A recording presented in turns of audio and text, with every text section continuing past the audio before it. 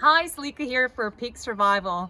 We've all been there. You put the key in the ignition, you turn it, and the car won't start. Your battery's dead.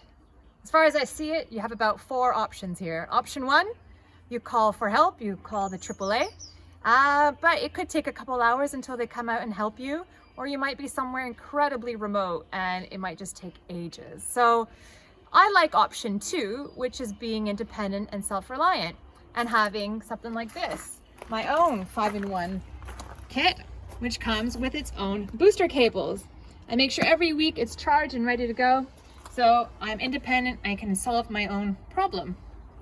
However, if you find yourself with one that's dead, or perhaps you don't even have one in the first place, you have option 3, phone a friend. So in that case, if you're not too far away, someone you know can come and help you, or perhaps a really kind stranger will be there to help you with their own booster cables. I happen to be very lucky today, and my friend Scotty, also known as David Scott, is here to save the day. Yeah, I just happened to be in the neighbourhood and saw this damsel in distress by the side of the road.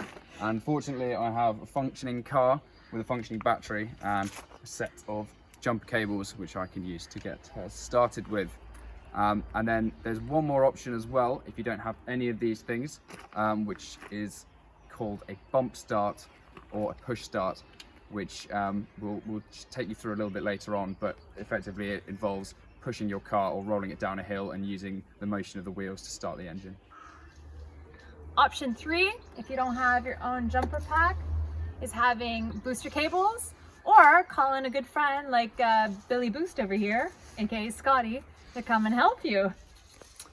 Yeah, so as I said earlier, fortunately I was in the neighbourhood and I'm in a position to help. So what we're going to do is we've got our jump cables here. First step is make sure both the ignitions are switched off in the dead car and the donor car. And you're going to start with red to dead, so you connect the red positive cable to the positive terminal on the battery, and then you're going to connect the black negative cable to a good earthing point in the engine bay, like so. And then on the other end, on the live car, you connect the red terminal to the positive terminal on the battery. Sometimes it'd be quite hard to get a good grip, so you've got to make sure that those are clamped on there nicely. And then with the donor car, you can connect the black end of the jumper cable to the negative terminal on the battery. So now that both of those are connected, we can start the engine on the donor car.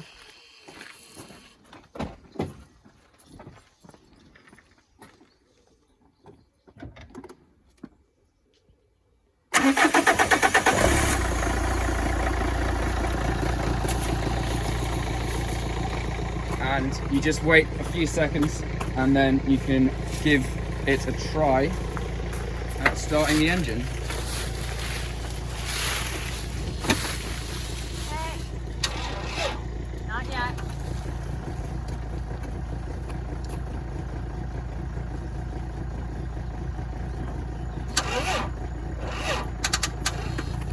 We'll have to wait just a little bit longer. Which is okay. Sometimes, depending on the vehicle, you might need a little bit more time, so we're not going anywhere. So we've waited about a minute now before starting the car. It's important to note that this is an automatic, so the reason why what we've just shown you works is because it's an automatic. With a manual, we're going to show you how to do a bump start. That'll be next. So let's see if she's ready to rock and roll. Okay, it's a good sign. Lights coming on. Hey! Fantastic.